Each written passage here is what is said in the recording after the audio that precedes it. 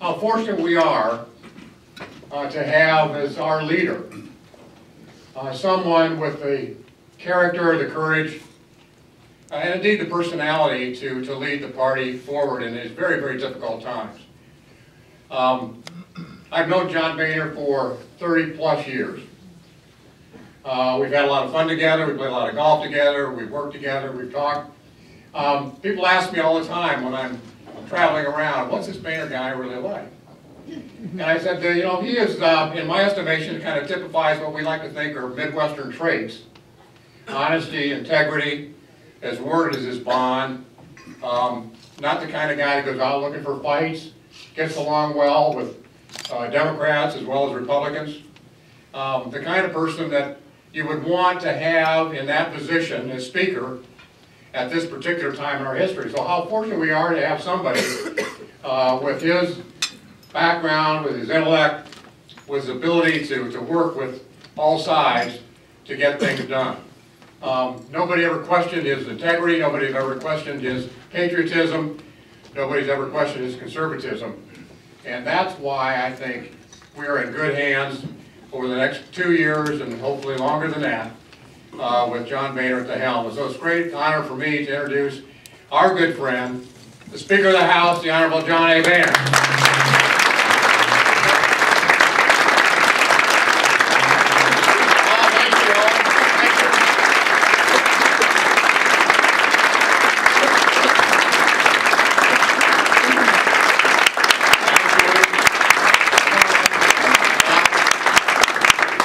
Just me, you all know me.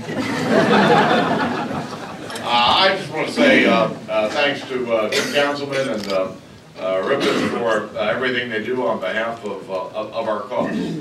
And I thank Pat for his involvement in the organization. And thank the Ox for his very generous introduction. He's never this nice in person. But you know, this year Ripon's 50th anniversary. And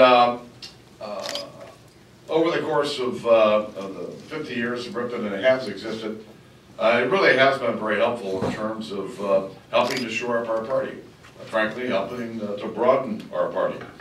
And you know, one of the group's original objectives was to change the image of the Republican Party from one of reaction to action. Let me tell you, we got action. I don't think that's one of the issues.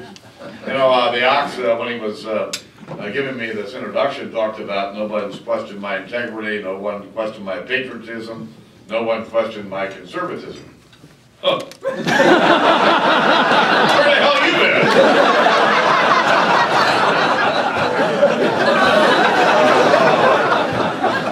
So it got me to thinking about the last 2 years. You know, the last 2 years, I think all of you know, have been pretty rough. And, you know, you don't, hindsight is 20/20. I mean, it's one of the truest statements that someone ever made.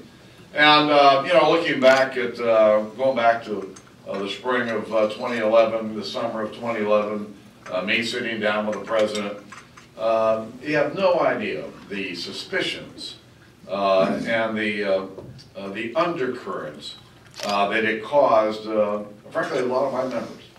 And then, you know, we went through this another effort in December, trying to see if we can't deal with the biggest issue that I think faces our country, and that is our nation's crippling debt. And but it really has, in fact, caused somewhat of a breach that I've been in the middle of trying to repair. And because some of our members don't realize that, you know, while I may be a nice enough guy and I get along with people, when I was voting, I had the 8th most conservative voting record in the House. But a lot of our newer members, they don't know that. And so, you know, they think I'm some squish that's ready to sell them out in a heartbeat.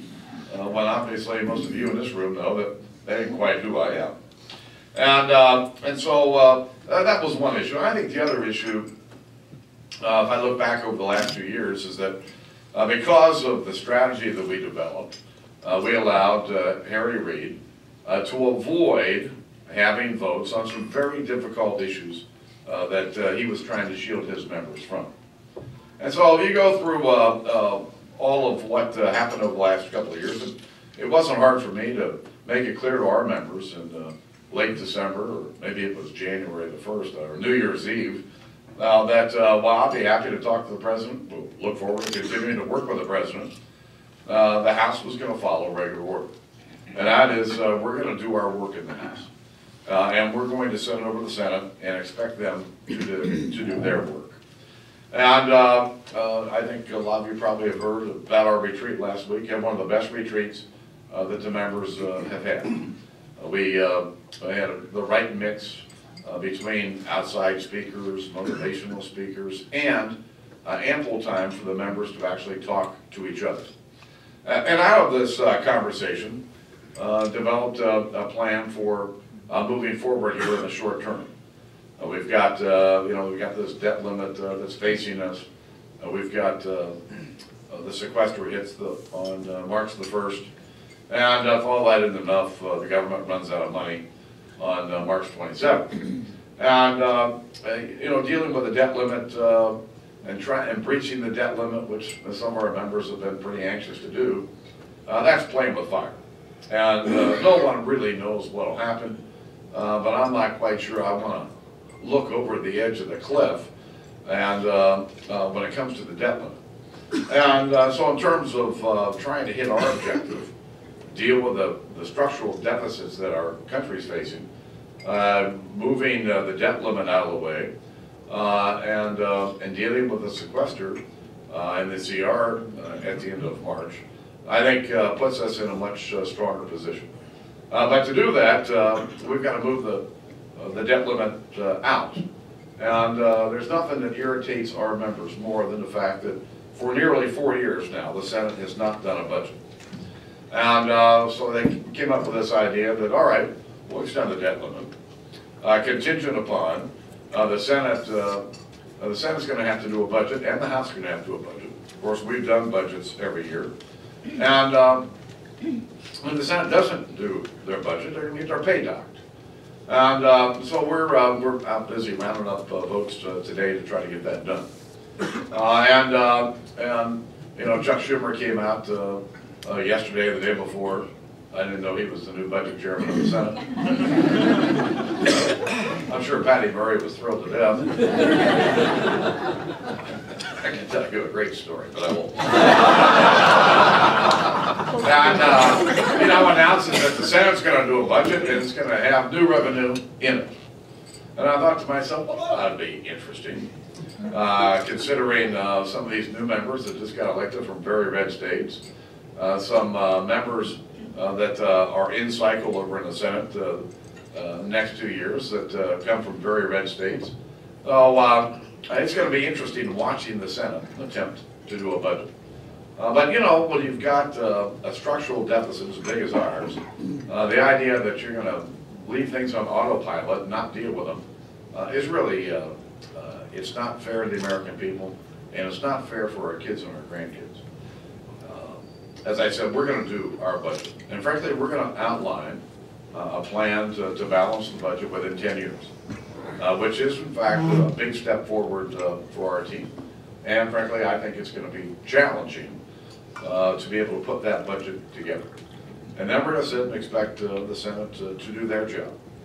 The President, in our meetings going, I don't know, it was right before Christmas, right after, it must have been before Christmas, when the President was so tired of me talking about when we're going to deal with our entitlement crisis. And the President looked at me and said, well, Boehner, we don't have a spending problem. So we have a health care problem. And it gives you some idea of the challenge that we're facing. For a guy who's run up the deficit 60% of this deficit has occurred under his watch. When you see this, and then you hear him last week or the week before last say, I am not going to negotiate on the debt limit, I'm not going to deal with the debt limit, that's Congress's problem, frankly, I think irresponsible. And given what we heard yesterday about the President's vision for his second term, it's pretty clear to me that should be clear to all of you that he knows he can't do any of that as long as the House is controlled by Republicans. And so we're expecting here over the next 22 months to be the focus of this administration as they attempt to annihilate the Republican Party.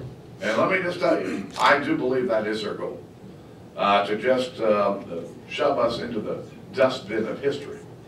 Now, we've been there before, all right? I've been in these spots before. I remember November of '06 or January of '07.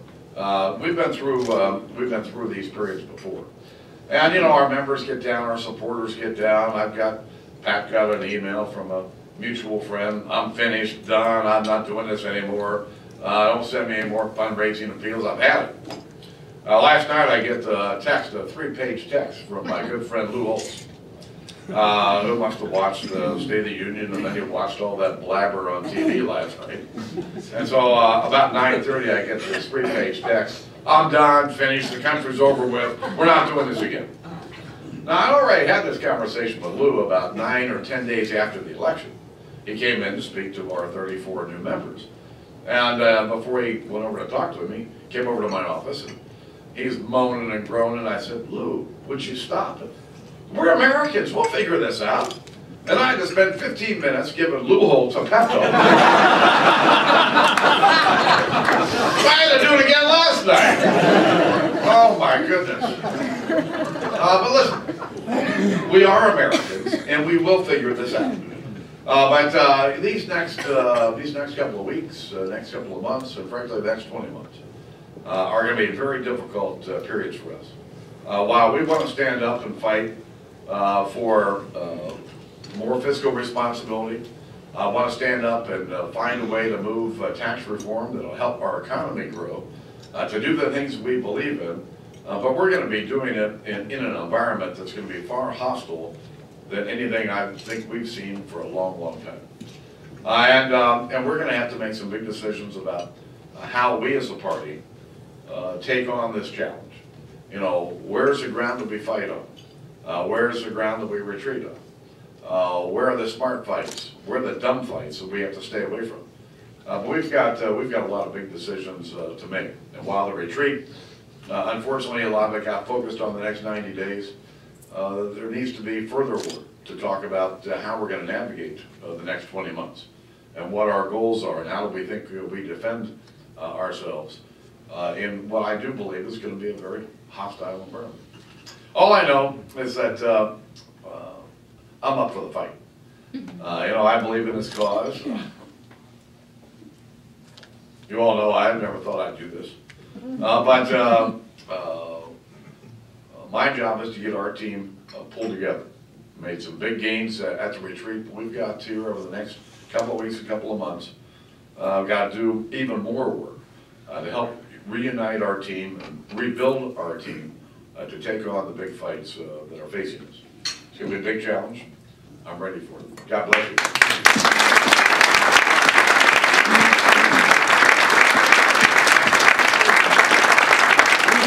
I'm looking at this picture and I'm trying to figure out what I was thinking myself.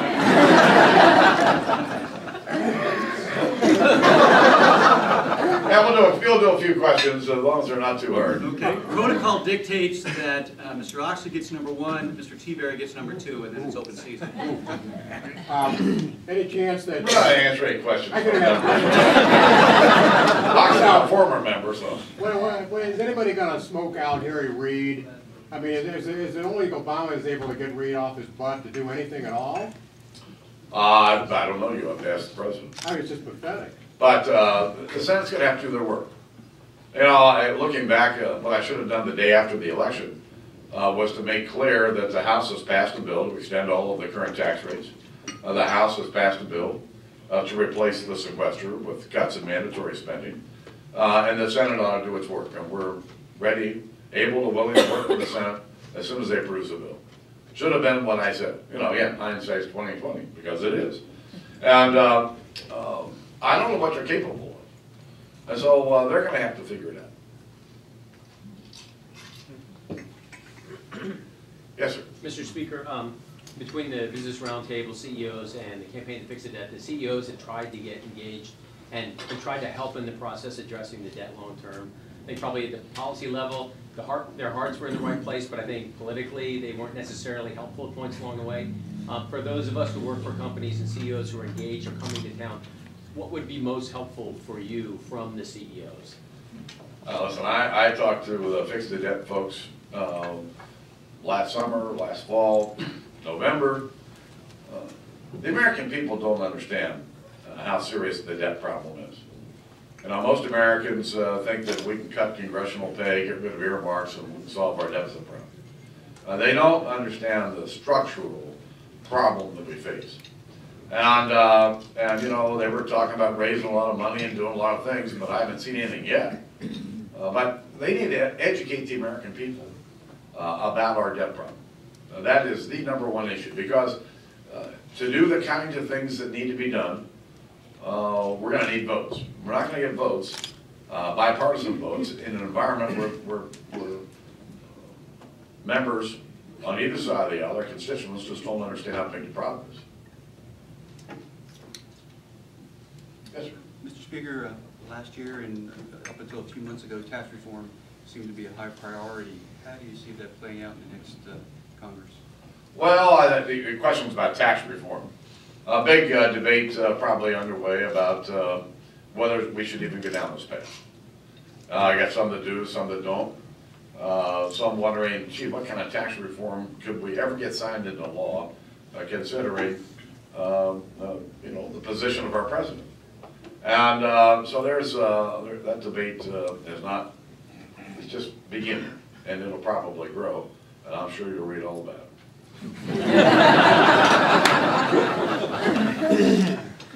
Mr. Speaker, have you had any discussions with Republican leaders in the Senate about your proposal on the debt ceiling, and how do you think it's going to play out over in the Senate? Unfortunately, we decided this at our retreat late last week, and the Senate was not in session. Right. So over the weekend, some senators went out, and Republican senators went out and said things. But yesterday, they all started to get filled in on what the plan was, and seemed much happier with the plan, and I think on board with the plan. So at this point, we're doing pretty good.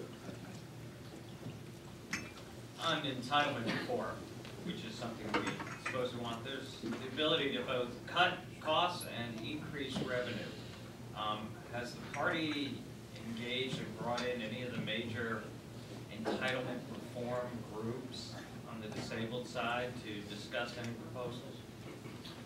There have been a lot of conversations, frankly, over the last 2 years. And then you look at the work of the Bowles-Simpson commission that the president created, and there's a menu. It started with Bowles-Simpson. That menu got expanded in my talks with the president a year and a half ago. Got expanded again during the talks with the super committee. Got expanded again with our talks with the president in December. There's a very big menu. The question is, you know, what are people willing to do?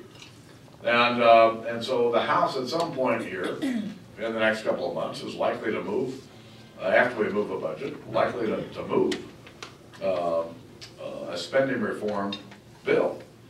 I can't tell you what it's going to look like yet, but so those conversations, I would guess, with the outside groups will probably continue. Mr. Speaker, I wonder if you could comment a little bit about the gun violence issue and immigration. I mean, they're not monetary, they don't kind of fit the key message, but you see those as... Well, the immigration issue, it's time to deal with. I've said it the day after the election, amendment, and we're going to have to deal with it. And I think there's a bipartisan group of members who have been meeting now for 3 or 4 years. Frankly, I think they're basically having an agreement. And I've not seen the agreement. I don't know, all the pitfalls in it. But it's, in my view, the right group of members. Some of the hard heads on our side, and some of the people involved in immigration reform on the other side. And you know, my theory was if these folks can work this out, it would be a big step in the right direction. So I would think you're likely to hear a lot more about immigration reform on the House side soon. When it comes to the issue of gun violence, why don't we just put it in the category of violence? You know, if you look at all the statistics, we've got a fairly violent society. And a lot of reasons for it, a lot of it probably being driven by the drug trade. If you look at what's happened in Chicago over the last couple of years, unimaginable numbers of deaths, almost all of it related to drug violence. When you look at the fact that there are probably over 300 million guns in American hands, the idea that you're going to pass some law that means something, I think it's just not well thought out. And what I would have hoped that the president would have done would be to assemble some kind of blue ribbon panel of people who would look at the source of the problem, look at the violent nature of our society, maybe draw some conclusions about why that is, and then from there, take some reasoned steps to determine what is it we can do. You know, you can pass some assault weapon ban or some other thing, and politically it may sound good to some people, but all you're doing is giving people some false sense of security. You're not really dealing with it in an honest way. You know, this whole thing that Biden came out with and the president did his executive orders. Mostly he said in the executive orders, we're going to enforce the law that's already on the books that we're supposed to be enforcing now. It was nothing new, it was all political pandering. So I would hope that as we do hearings and try to get to the bottom of this, we would do it in a more thoughtful and serious way. I guess everybody's tired. Well, Mr. Speaker, since no one has anything right now, on a much, much lighter note, last night, NBC News, Section 2, top story. Mrs. Obama rolls her eyes at something you said. What was it that you said? I didn't say anything. No. This was why I don't know what this is all about. My daughter sent me something yesterday afternoon, and then they sent me this clip that's gone everywhere. And we had a very pleasant day, all day. There was not one unpleasant thing said between she or I or the two of us with the president, other than when she told me the president would listen to her. And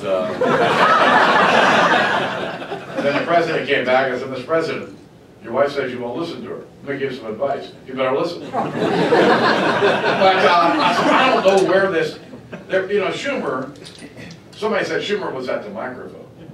Maybe she was rolling her eyes at something Schumer had to say. But I'll guarantee you, I gave her no reason whatsoever to roll her eyes at me.